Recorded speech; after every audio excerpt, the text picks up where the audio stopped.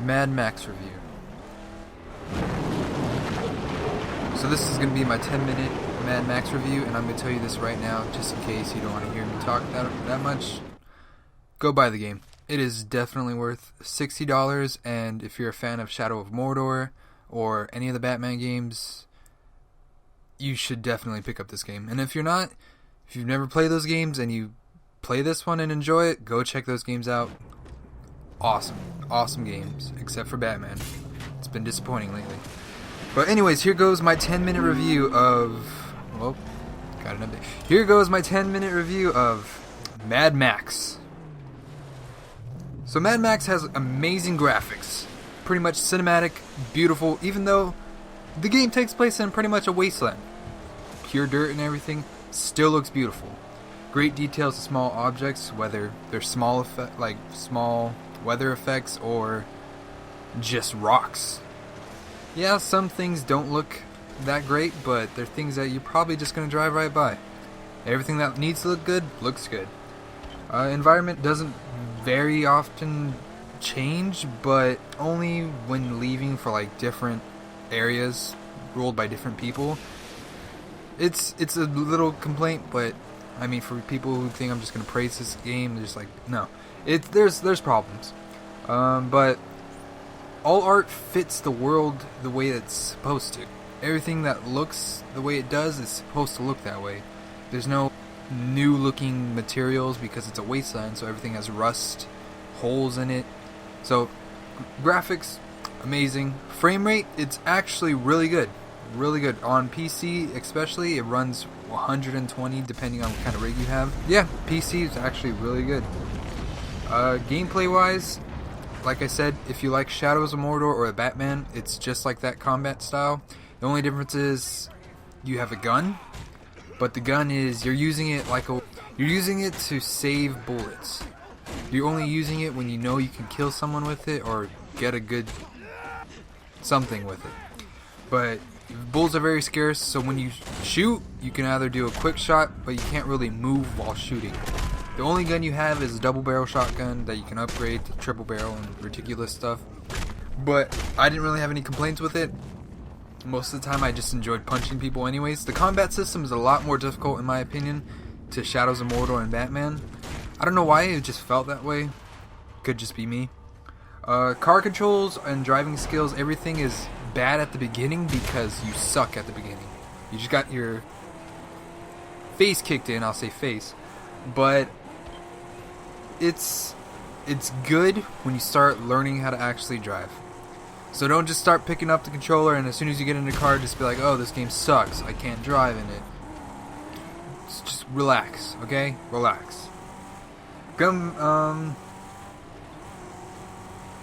One complaint that I've heard, I personally didn't have a problem with it. Right now I'm at like 3,000 scraps, but people are complaining that you have to collect scraps all the time. Of course you do. It's a wasteland. You need stuff to survive. You need to collect stuff. So you're collecting scraps, you're collecting water from wells that aren't full, and once you use them, they're not going to be full until it rains or occasionally gathers some. This game has survival bases on it, I guess, but it never really ruined the gameplay. I've never even had a problem with it. Water just heals you. You eat dog food and maggots. It's fine. I don't know why people complain. Relax. Play the game. You'll get plenty of scraps. So that's gameplay wise. Content, tons of RPG elements, including skills and challenges. Challenges gives you skill points to go spend at the vendor per se, and you don't get, it's not too hard to get them, but once you start building up, it takes a while. Multiple game objectives and collectibles in the world. So there's multiple ancient artifacts, if you want to say that, like old time photos or old time just objects. There's also a bunch of little locations where you can go and 100% scrap collection and collecting the collectibles, and also has sometimes resources or equipment for strongholds to improve them, and you get bonuses out of them too. Let's see. Simple story mode, but with struggles to add new objectives. I didn't mind the story at all. It's just kind of the same thing over and over again. Again, I didn't mind, but most people might. But I was entertained the whole time. But that's something, I'm being honest with this review. It is kind of consistent with the same thing. Hey, we need this. But to be fair, it's Mad Max. If you know what Mad Max is all about, you should know. If not, you'll find out really quickly. It's a simple premise. But on the upside of the story mode simplicity, it gives way for a lot of interesting boss fights. Some of them are simple, but still cool. Some of them are in depth, still cool. But it had to be one of my favorite fights in the Shadow Mortar Batman combat style games.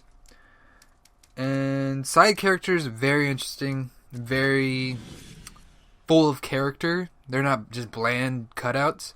They actually have character to them. Fun factor, the game has me having fun with side objectives to the point where I don't play story missions that often unless I have like the whole area cleared before. So if you're one of those, you're just going to have a field day with this. Field day. Story mode has basic but enjoyable due to different combats. I already mentioned that. Which similarities with Mordor meant Nemesis system. So again, it's similar to Shadows of Mordor, but it lacks a Nemesis system. I felt like this game could have used it. It's basically kind of the same with the whole gang status and stuff, but sadly it wasn't in there. I think the game is still good, but it would have been better with the Nemesis system. If no one remembers, Nemesis system was in Shadows of Mordor, where each orc, every time it would kill you, or you would kill it, the shifts of rankings would change, and it would just give way to whole new bosses and whole new generals with interesting like content and story. It was amazing. It was worth it.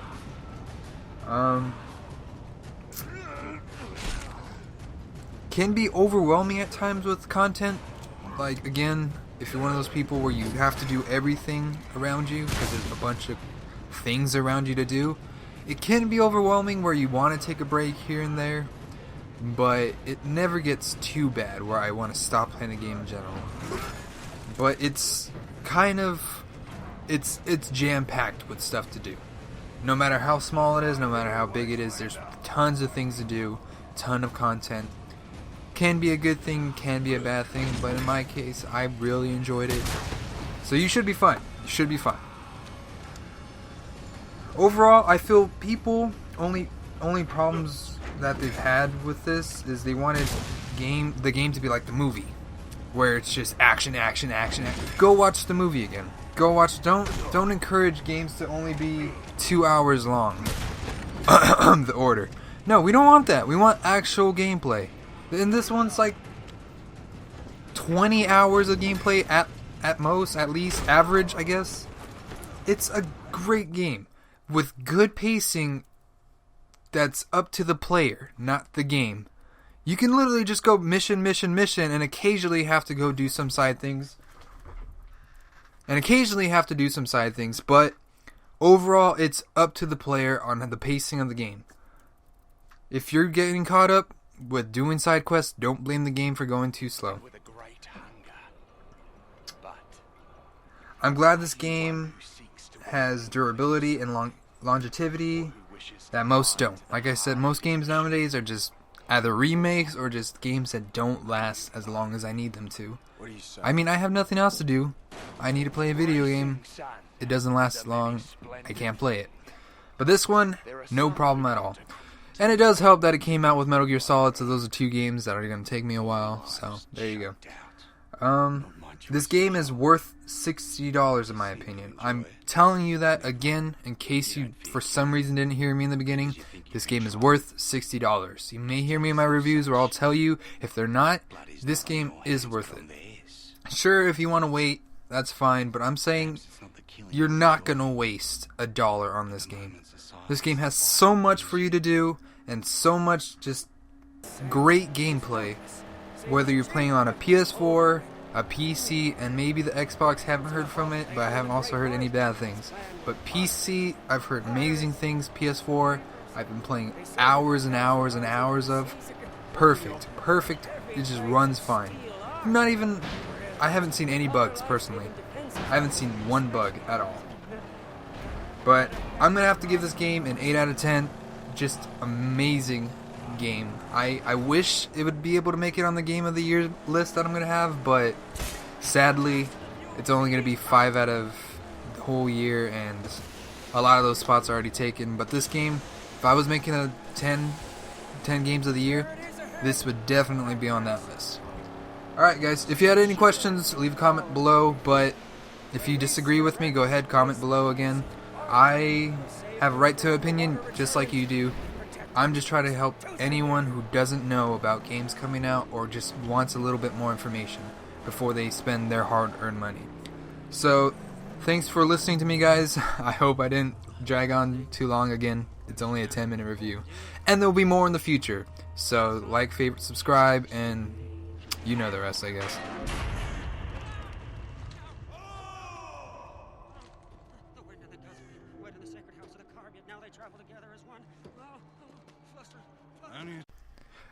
Okay guys, some quick honorable mentions about this game that I completely forgot. Really quick, 2 minutes. There's no loading times. When you're playing the game, there's only loading times when you go into a stronghold or if you die. That's the only time I've seen loading screens. There's no transaction to each location on the map. No, it's just seamless. You go to the different regions that are controlled. No loading times. Only if you die, and only if you're going into a stronghold or for story option, whatever. Isn't that awesome? Isn't that awesome? Really? Come on. And then another thing is, I didn't mention it, but you see it early on the video. There is sandstorms effects that come around that look amazing. That might remind people of the movies. It's not as intense as the movies, but it's pretty freaking awesome. But yeah, just had to mention those two things. Yes, of course, I forgot some other things too, but I'll let you guys experience those things on your own. Just had to mention the loading screen because a lot of people are just ignoring the fact that it doesn't have loading screens. A game doesn't have that many loading screens. Come on, give it the attention it deserves. Alright guys, thanks. Thanks for watching, and sorry about saying all that YouTube mumbo jumbo at the end. It just came out.